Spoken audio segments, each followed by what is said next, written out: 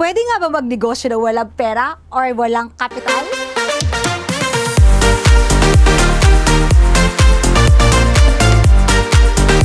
Posible nga ba? Pwede nga ba? Hi guys! Welcome back to our channel. It's me, Tita Pino, your tita is an entrepreneur. If you are new in our channel, here we're trying to help small online sellers grow their business. Alright, how to start an online business with zero capital. Paano nga ba magnegosyo nang walang nilalabas na pera? Posible nga ba? Pwede nga ba?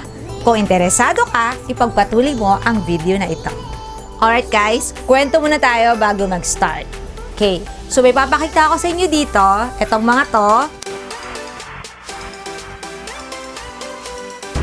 After treating the girls to some personalized pampering experience, I searched for my very own personal treat. And guess what?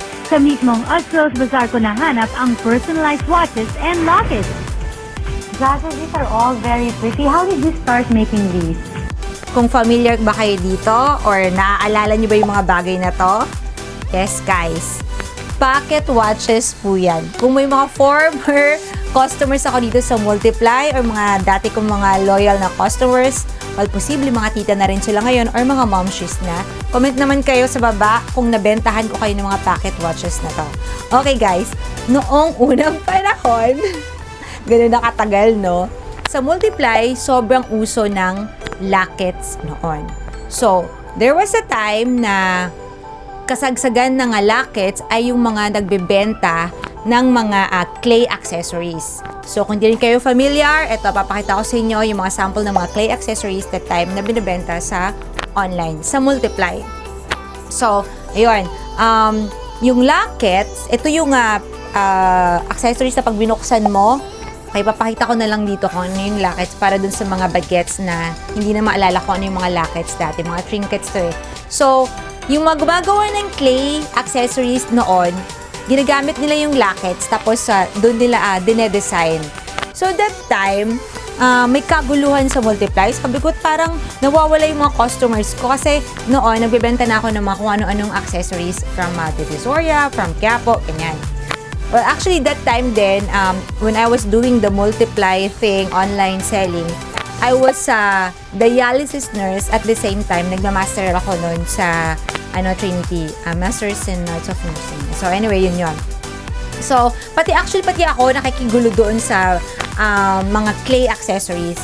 And then, na-discover ko itong, hindi ko naman siya kompetensya, pero parang lahat ng mga customers doon napupunta sa kanya. Pero hindi ako doon sa kanya nagpapagawa ng, tawag na to, hindi ako doon sa kanya nagpapagawa ng clay accessories. So, tinignan ko, chinek ko, talagang grabe yung pila ng pagpapagawa ng lockets. Yung iba ginagawa siyang necklace, tapos sa charms, sa bracelets, at kung ano-ano pa, basta lockets. Okay, so, chinek ko ngayon yung may-ari ng shop na to, kung bakit yung mga tao nagkakagulo sa kanya. During that time, ang haba ng pila ng pagpapagawa ng lockets. Kasi siya mismo yung gumagawa. So, alam mo yun, talagang naka-queue in ka dahil siya lang mismo talaga personalize, as in customize yung accessories na yun. Okay, ganito ang nangyari. Nung time na yon sa Multiply, uso din ang Etsy.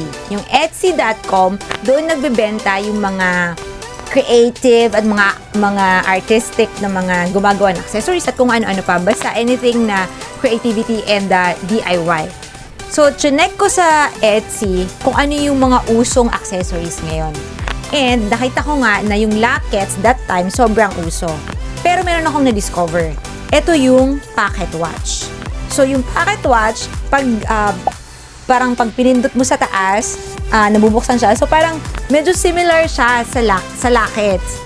So, nung tiningnan ko ang market sa Multiply that time, wala pang nagbibenta. So, sabi ko, parang masaya tong ibenta sa shop ko, no? Para medyo hawig. Kasi since nagkukumpulan yung mga tao doon sa lockets na yon, magbenta ako ng hawig para hatiin ko yung customers niya mapunta sa akin. So, yun. Kaso, that time, estudyante ako, hindi naman sobrang estudyante, although kasi nagmamasteral ako that time sa Trinity, sa nursing. nagda-dialysis nurse din ako. So talagang short ang budget natin. Hindi ko kaya nga maglabas. Wala tayong pangpondo. Wala tayong pangbenta that time for that pocket watch. So ang ginawa ko, nag-research ako, hinanap ko kung saan talaga siya mabibili. So syempre, China is the best policy. Napunta ako sa Taobao ata yun or sa feeling ko that time sa either Taobao or sa Alibaba ako, hindi pa AliExpress that time. So nakahanap ako ng supplier, in short, na-close ko, nalaman ko lahat kung paano ako or kung magkano and kung ilan yung tamang SKU para sa presyong ganito. So ito yung ginawa ko. In-offer ko ngayon sa sikat na sa sikat na gumagawa ng clay accessories itong pocket watch. So, pumayag siya kasi nga bago yon at wala pang nagbibenta nun online. Pero ito yung twist doon, no? Ang sinabi ko sa kanila is 15 to 20 days. Pero na-explain na sa akin ng supplier na meron pala nga pang mabilisan na pag-ship. So, meron silang parang 3 to 4 days ata yung that time. Basta, air. So, air fit yon. And here's another twist to that.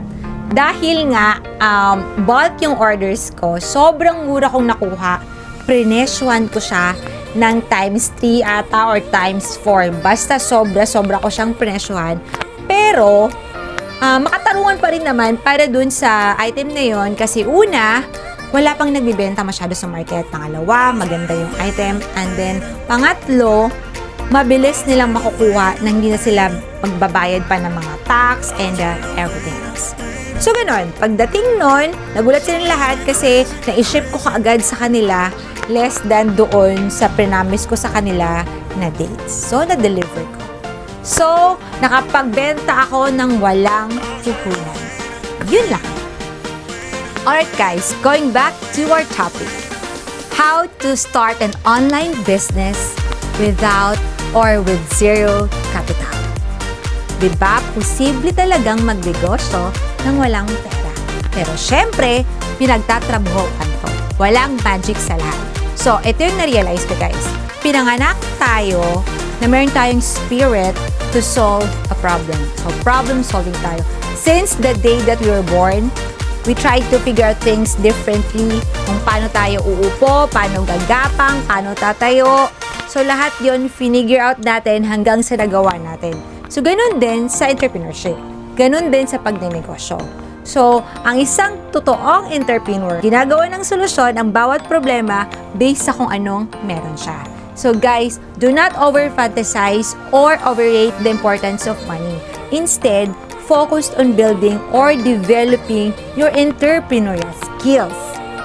Sa dami na ng mga napapanood mong vlogs, mga na-enroll mong mga online webinars, online courses, sa mga na-share mo na mga quotable quotes at mga nabasa mong libro, yung utak mo bombarded na ng sobrang dami information. Information overload that leads you to fear and self-doubt. Una na dyan, yung fear of failure. Hindi ka makapag-start, lagi mo iniisip kasi wala kang pera, okay? Hindi ka makapag-start kasi gusto mo kaagad may ganito. Meron ka nga warehouse, may office, at natatakot ka dahil pag nagsimula ka, baka hindi ka makapag-post ng ganito. Okay guys? Sorry kung nagpo-post kami ng mga ganitong bagay. Minsan nakaka-pressure talaga siya. Pero I'm telling you, huwag kang ma-pressure. Hindi mo kailangan mag-post ng mga ganitong bagay basta simulan mo lang. Okay. So, meron ka ng ideas. Gawin natin to, execute na natin to. So, yung isa-share ko sa inyo today ay based on my personal experience. Pwede nyo siyang i-model. Hindi naman kailangan na sundin ninyo. Pero, pwede nyo siyang gawing option. Okay? Pwede nyo siyang i-tweak. Kayo na bahala. Basta, ito yung ginawa ko noong mga panahong wala akong pera. And fortunately, nag-succeed naman. Okay, let's get started. Wala kang pera, pero magsisimula tayo ng negosyo. Ganito ang gagawin mo. First, you have to choose or identify just one customer. As in, literal, na isang customer lang. Okay? Isa lang siya. Dahil isang customer lang yan, hindi mo kailangan ng malaking opisina, Hindi mo kailangan ng mga tauhan at kung ano-ano pang mga bagay na hindi naman talaga kailangan. Nakikita mo lang kasi siya sa mga nag-online sell, kaya ikaw, feeling mo, kailangan mo din siya. Okay? Hindi mo kailangan ng warehouse to start this. Just choose one particular customer na gusto mong pag-servan or pagbentahan. Kapag na-identify mo na yung nag-iisang customer na pagbebentahan mo, ang next mong gagawin is to deliver it immediately. ASAP. As in, less than a week or within a week or 3 to 4 days kung kaya. Dahil i-deliver mo to ng less than a week, dapat expertise mo ito. So, kunwari, magbebenta ka ng mga nagawa mong posters or mga labels, gawin mo na kaagad to in different sizes or in different colors or basta ganun. Or, kung nagbebenta ka naman ng mga halaman, itong sobrang uso ngayon, pati ako nakikipila dyan, yung shop mo or yung offer mong mga halaman, yung mga mahirap hanapin, diba? Usually kasi, dito sa mga mahirap na halaman na to, it takes time bago nila i-deliver. So, naiinip yung mga customers. So, ikaw, dahil na-research mo na, napagtanungan mo na lahat ng mga nagbebenta ng mga halaman, mga nagtatanim ng mga halaman na to, and 3 to 4 days, na-deliver mo na sa customer mo. Okay, now, ito na ha. Kung naka-identify ka ng isang customer, madedeliver mo in 3 to 4 days, ito na yung pinakamaganda sa lahat. I-presyo mo yung item mo ng times 3 to 4. Okay, hop. Bago ka mag-react, overpricing naman yan, OA naman yan, makagabaan na tayo. Okay, bago ka mag-react, bago ka magkaroon ng violent reaction dyan, kung bakit hindi mo siya kayang ibenta sa ganung halaga, ibig sabihin, hindi mo siya na-market ng maayos, hindi mo siya na-brand ng maayos, hindi mo siya na-present or na-position ng maayos. Again ha, ginagawa natin to kasi wala kang pera. Wala ka pang puhunan. Okay, tell yourself, I just need to sell this to one person. Isang tao lang. I-condition mo na yung entrepreneurial mindset mo na kailangan ko lang magbenta sa isang tao in the week and then i-deliver ko to 3 to 4 days with the price of times 3 to 4. Okay. Ulit-ulitin na to, mga reaction mo, violent reaction mo, hindi talaga pwede, hindi pwede. Now, hindi ka talaga pwede magbenta ng mura kasi maliit ka pa lang. Okay? May karapatan ka lang magbenta ng mura kapag malaki ka na. Kapag napalaki mo na yung negosyo mo, doon ka pa lang may karapatan magbenta ng mas mura. Ngayon, na nag-iipon pa lang tayo para lumaki ang negosyo mo, para makabili ka ng mga machines, or makahanap ka ng mga tao, or tamang material para ma-develop yung product mo, gawin muna natin ito. Okay, ngayon, kaya hindi mo siya mabenta-benta ng times 3 or 4, baka kasi hindi ka nakapag-add ng value or nakapag-solve ng problem or wala siyang innovation. Okay?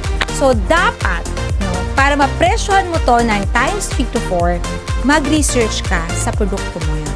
See, ang pagiging entrepreneur ay hindi po instant money noodles. Lahat po ng bagay, pinagpapaguran, pinag-aaralan at pinaglalaanan ng oras. Huwag mong ikumpara yung 3 weeks mo sa 10 years kung pagbebenta or yung 3 weeks mo or 2 weeks mo sa ilang years ng pagbebenta ng ibang online sellers.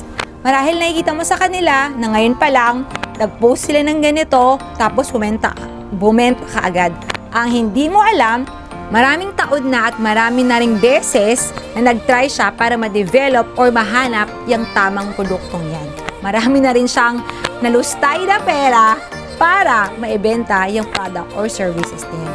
Kaya ikaw na nag-iisip na magbenta ng walang pera, kung hindi mo to kayang gawin, kung hindi mo mapapasa ang simpleng challenge na to, I'm sorry to say, okay? I'm sorry to say, pero baka hindi ka para sa mundo naming nagdenegosyo or hindi para sa iyo ang negosyong iyan. Pero, ito naman ha, kapag na-master mo yan at nalampasan mo ang challenges na yan, congratulations! mas magiging madali na ang mga susunod na araw para sa iyo. Do not overrate the importance of money. Practice building the entrepreneurial skills. Kasi ang totoong entrepreneur, ginagawan ng paraan, nagsisimula sa kung ano lang ang meron siya. Guys, do not be deceived. Every great things takes a lot of time, hustling, and persistence. You know, if it was easy, then everyone else will be doing it. Pero kasi nga, hindi siya ganun-ganun, so hindi lahat nagdedegosyo at hindi lahat ay entrepreneur. Alam nyo, masarap magsimula sa maliit lang. I-cherish nyo yung time na nagsastart kayo na maliit pa lang kayo. Alam nyo, hindi naman ako nagsimula na malaki kaagad eh. Ganito ako nagsimula. Yes, dyan sa Cubao Expo, sa garahe, sa parking lot, no? Walang tent, walang mesa. As in, payong lang na nilalatag ko dyan yung mga lumang damit ko at magazine. Nagsimula ako sa ganyang pagdedegosyo. Nagsimula ako sa wala kung ano lang yung meron ako. Pero, hindi ako nag-give up. Umabot ako sa kung anong meron ako ngayon. It takes a lot of time. Hindi ito magic. Kung anong meron ako ngayon, kung anong meron yung mga hinahangaan nyo or ina-idolize ninyo, hindi yon instant lang na nangyari sa kanila. Marami silang pinagdaanan, marami silang sinakripisyo para maabot nila kung ano man na meron sila ngayon. So guys, start small and then execute mo lang. The more na makikita nila yung effort mo, yung execution mo, mas paniniwalaan ka nila, mas pagkakatiwalaan ka nila, mas magbumukha kang totoo at professional. So guys, that's it for today. If you've learned something, please click subscribe, give us a thumbs up, and click that small bell down below. Also guys, comment naman kayo sa baba kung magsisimula ka na magnegosyo. Thank you guys for watching. I'll see you again on my next video. Stay home and keep safe.